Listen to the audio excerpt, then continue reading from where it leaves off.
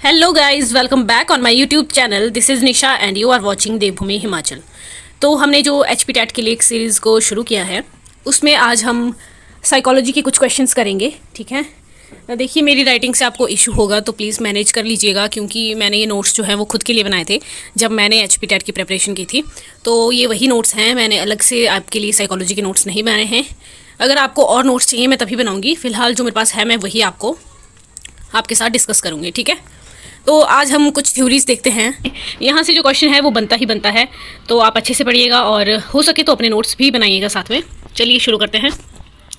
Psychology word is originated from. देखिए जो psychology word है आपका वो कहाँ से ओरिजिनेट हुआ है, ये क्वेश्चन पेपर में आया था एक बार। ठीक है, कि जो साइकोलॉजी वर्ड है वो कहाँ से ओरिजिनेट हुआ है आपका, तो वो आपका एक ग्रीक वर्ड है, साइक प्लस लोगोस। ठीक है, उससे जो है आपका साइकोलॉजी वर्ड जो है ये बना है। फिर हम देखते हैं father of modern psychology. Father of modern psychology आपके विलियम जेम्स को कहा जाता है। ठीक है, बट अगर हम सिर्फ फादर ऑफ साइकोलॉजी की बात करें तो वो आपके विलियम वुंट है। ठीक है, दोनों में बिल्कुल ज़रा सा अंतर है, तो आपने ये क्वेश्चन अच्छे से प्रिपेयर करना है, क्योंकि देखिए फादर ऑफ साइकोलॉजी पहले आप इस तरह से याद रखिए कि फादर ऑफ साइकोलॉजी किसे कहा जाता है, तो विलियम वुंट को कहा जाता है। और फादर ऑफ मॉडर्न साइकोलॉजी किसे कहा जाता है, तो फादर ऑफ मॉडर्न साइकोलॉजी जो है आपके विलियम जेम्स को कहा जाता है। फिर हम देखते हैं father of educational psychology. Father of educational psychology आपके एडवर्ड थॉर्नडाइक को कहा जाता है। ई थॉर्नडाइक भी कई बार पेपर में ऑप्शन में आया होता है, ई थॉर्नडाइक। ठीक है, तो उनका नाम है एडवर्ड थॉर्नडाइक। फिर हम देखते हैं father of behaviourism in psychology. Psychology में फादर ऑफ बिहेवियरिज्म किसे कहा जाता है, तो वो आपके जेबी वॉटसन। ओके, नेक्स्ट देखिए, who used the word psychology for the first time. सबसे पहले जो साइकोलॉजी वर्ड है वो किसने यूज़ किया था, वो थे आपके रुडोल्फ गालकाय। ठीक है, जिन्होंने सबसे पहले साइकोलॉजी वर्ड यूज़ किया था। ये आपके जर्मन के फिलोसोफर हैं। फिर हम देखते हैं father of project method of teaching. जो आपका प्रोजेक्ट मेथड है टीचिंग का, देखिए टीचिंग के बहुत सारे मेथड्स हैं, उनमें से एक मेथड है प्रोजेक्ट मेथड। तो वो प्रोजेक्ट मेथड जो है वो किसने दिया था, तो वो आपके किलपैट्रिक ने दिया था। ओके, तो नेक्स्ट देखिए, the term homeostasis was coined bye. जो आपका एक टर्म है होम्योस्टेसिस, ठीक है, वो किसने दी है, तो वो आपकी कैनन ने दी है। ओके, नेक्स्ट देखिए, senses are the gateways of knowledge was emphasized bye.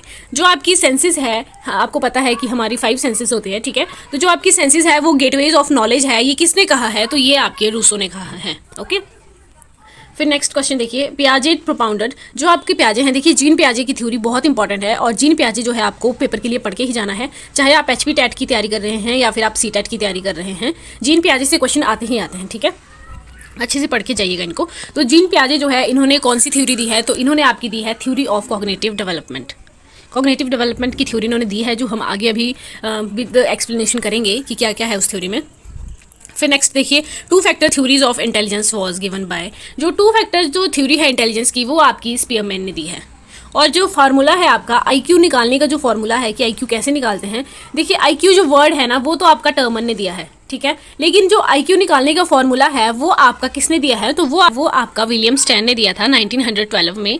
ठीक है, और ये फॉर्मूला क्या है, तो फॉर्मूला आप देख सकते हैं, मैंने यहाँ पर लिखा है। इसमें MA/CA का क्या मतलब होता है, MA का मतलब होता है मेंटल एज और CA का मतलब है क्रोनोलॉजिकल एज। ठीक है, तो क्रोनोलॉजिकल एज और MA मेंटल एज, इस तरह से आपको क्वेश्चन याद रखना है। और हाँ, आप ऊपर नीचे मत कर दीजिएगा, CA/MA इस तरह से मत लिख दीजिएगा, तो गलत हो जाएगा। तो मेंटल एज है, ये मेंटल एज जो है आपका बिनेट ने दिया था, और जो आईक्यू वर्ड है ये आपका टर्मन ने दिया था। ओके, नेक्स्ट देखिए, ethical moral arm of the personality. जो एथिकल मॉरल आर्म है पर्सनैलिटी का, वो क्या है, तो वो है आपका सुपर ईगो। देखिए ये ईगो, सुपर ईगो, इड, ये हम आगे पढ़ेंगे विस्तार से कि क्या है ये। ठीक है, अभी आप फिलहाल इन क्वेश्चंस को देखिए, फिर जब हम अच्छे से एक थ्योरी पे जाएंगे तो हम अच्छे से करेंगे इनको। ठीक है, मेजर एस्पेक्ट्स ऑफ पर्सनैलिटी क्या है, जो मेजर एस्पेक्ट्स है पर्सनैलिटी का वो है आपका इड।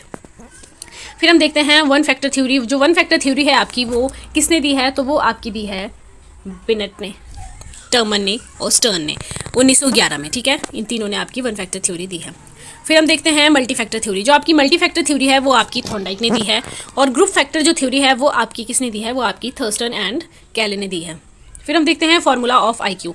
जो फार्मूला ऑफ आईक्यू है वो आपका विलियम स्टैन ने दिया है 1912 में, और आईक्यू जो वर्ड है वो आपका दिया है टर्मन ने। ओके, और आईक्यू सबसे पहले यूज़ कब किया गया, तो आईक्यू जो है ये सबसे पहले 1915 में यूज़ किया गया। और जो मेंटल एज है, हमने देखा था mental as upon chronological age, तो जो मेंटल एज है वो बिनेट ने दिया है। ठीक है, और मेंटल हेल्थ जो है ये आपका स्वीटर ने दिया है। फिर हम देखते हैं साइको सोशल थ्योरी। जो आपकी साइको सोशल थ्योरी है ये भी अगेन बहुत इंपॉर्टेंट थ्योरी है सीटैट और एचपीटैट के पर्पज से, तो इनकी थ्योरी भी आप अच्छे से पढ़ के चाहिएगा। एरिक एरिक्सन की थ्योरी है साइको सोशल थ्योरी, ठीक है, एरिक एरिक्सन ने दी थी। हम भी आगे इसको डिस्कस करेंगे आने वाली वीडियोज़ में।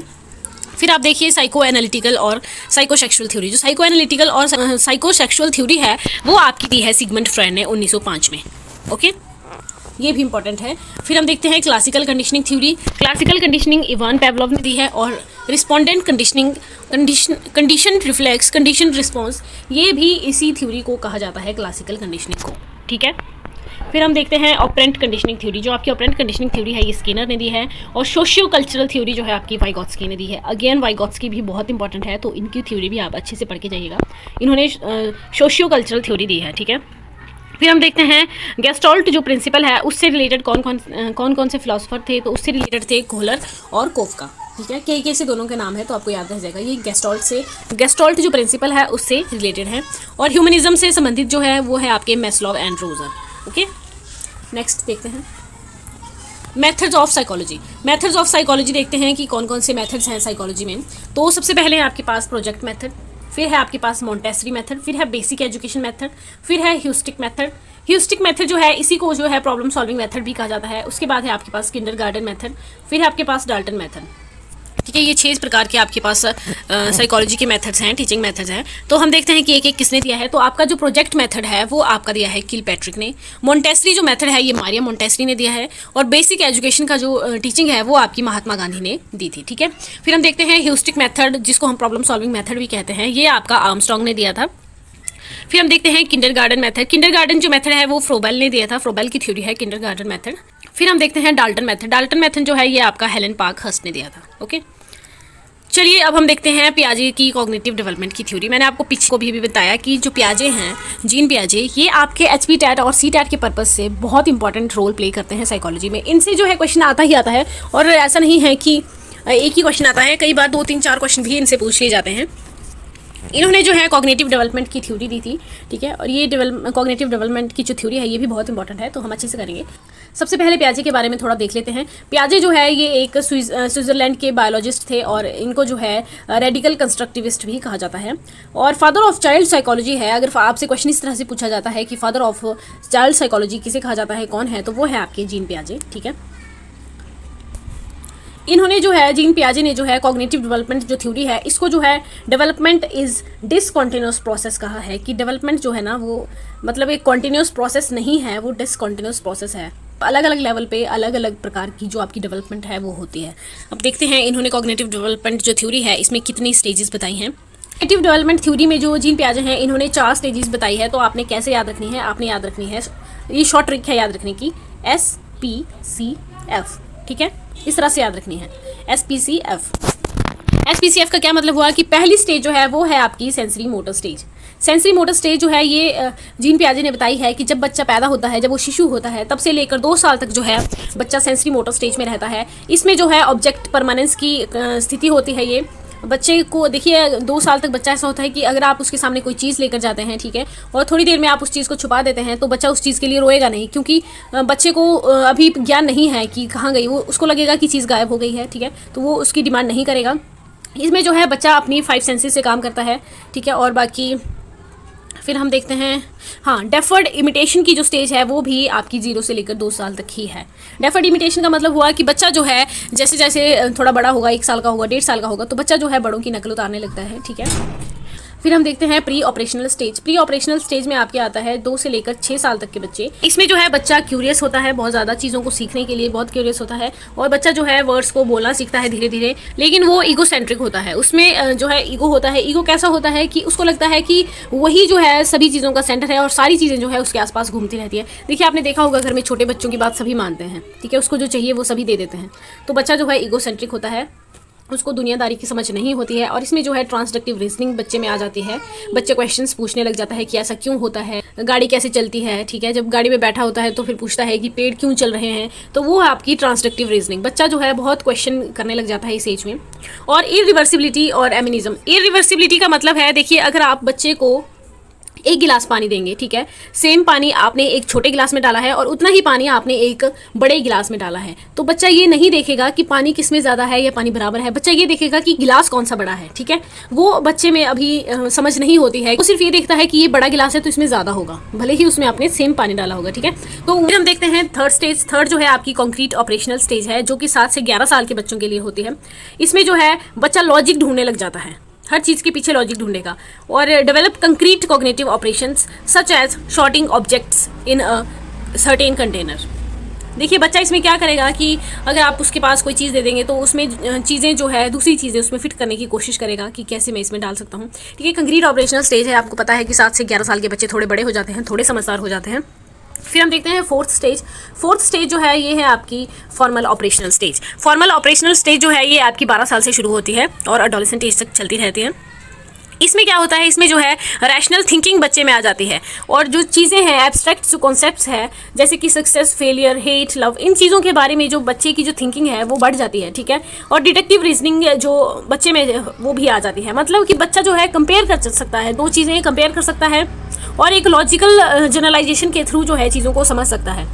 इस स्टेज में जो है बच्चा अपने बारे में, अपनी आइडेंटिटी के बारे में जो है बहुत सोचता है। आपने देखा होगा कि जब हम एडोलेसेंट एज में होते हैं, ठीक है, जब हम वयस्क हो रहे होते हैं 12 साल के बाद, तो हमारी बॉडी में बहुत सारे चेंजेस आते हैं, फिजिकल चेंजेस आते हैं, हार्मोनल चेंजेस आते हैं, बहुत सारे चेंजेस होते हैं, और हम ये देखते हैं कि मैं अच्छा लग रहा हूँ कि नहीं लग रहा हूँ। इस तरह का बच्चे का माइंडसेट होता है उस टाइम। उसको ये नहीं होता है कि लोग उसे ही थोड़ी ना देख रहे हैं, लेकिन उसको ये लगता है कि लोग सिर्फ उसी को देख रहे होते हैं, ठीक है, तो उसको अच्छा दिखना है। मतलब अपनी आइडेंटिटी के बारे में बच्चा जो है वो क्लियर नहीं होता है कि मैं क्यों हूँ, मैं क्या हूँ, मैं किस लिए हूँ। ये सारी चीज़ें बच्चा जो है इस एज में, बहुत कन्फ्यूजिंग स्टेज जो है ये बच्चे के लिए है। इसको जो है तूफान और झंझावात की स्टेज भी कहा जाता है, ओके। फिर हम देखते हैं जो पियाजे हैं वो लाइफ लॉन्ग लर्निंग में बिलीव करते हैं, बट वो बोलता है कि हमारी जो कंटिन्यूस डेवलपमेंट है उसकी ये फाइनल स्टेज है, फॉर्मल ऑपरेशनल स्टेज, ठीक है। उसके बाद जो है बोला डेवलपमेंट नहीं होती है, बट ऐसा नहीं है। देखिए जब से आप पैदा होते हैं और जब तक आप मर नहीं जाते तब तक जो है आपकी जो डेवलपमेंट है वो कंटिन्यूस चली रहती है। ऐसा नहीं है कि आपकी डेवलपमेंट जो है वो रुक जाती है। इंसान जो है वो नई नई चीज़ें सीखता ही है। इसके लिए जो है पियाजे की आलोचना भी हुई है, उसका क्रिटिसिज्म भी हुआ है इन चीज़ों के लिए कि ये लाइफ लॉन्ग लर्निंग है, ठीक है, लाइफ लॉन्ग लर्निंग है, बट ये जो है ये वाली स्टेज जो है ये आपकी लास्ट स्टेज जो है वो नहीं है, इसके बाद भी डेवलपमेंट होती है। जीन पियाजे की जो इस थ्योरी का जो है बहुत क्रिटिसिज्म भी किया है, बहुत क्रिटिसाइज़ किया है, ठीक है। तो ये थी जीन पियाजे की कॉग्निटिव डेवलपमेंट की थ्योरी, जिसमें जो है सेंसरी मोटर स्टेज 0 से 2 साल के बच्चे।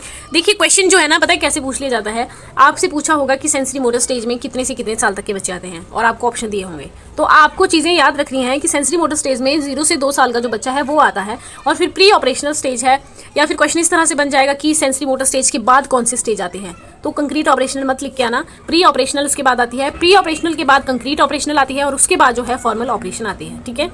और ईयर्स जो है ये आपको याद रखने हैं। ये भी याद रखना है कि किस स्टेज में क्या होता है, बच्चे में क्या चेंजेस होते हैं, इस तरह से आपको ये थ्योरी याद करनी है, ठीक है। मिलते हैं अगली वीडियो में अगली थ्योरी के साथ, और कल भी मैं आपको साइकोलॉजी ही करवाऊंगी। 2-3 दिन हम साइकोलॉजी कर लेते हैं, एक ही चीज़ पढ़ के भी बोर ही हो जाते हैं, ठीक है। और जो मेरे चैनल पर नया है प्लीज़ चैनल को सब्सक्राइब ज़रूर कर लेना, और अगर आपको वीडियो अच्छी लगे तो लाइक कर देना, और मिलते हैं अगली वीडियो में। तब तक के लिए बाय बाय, टेक केयर।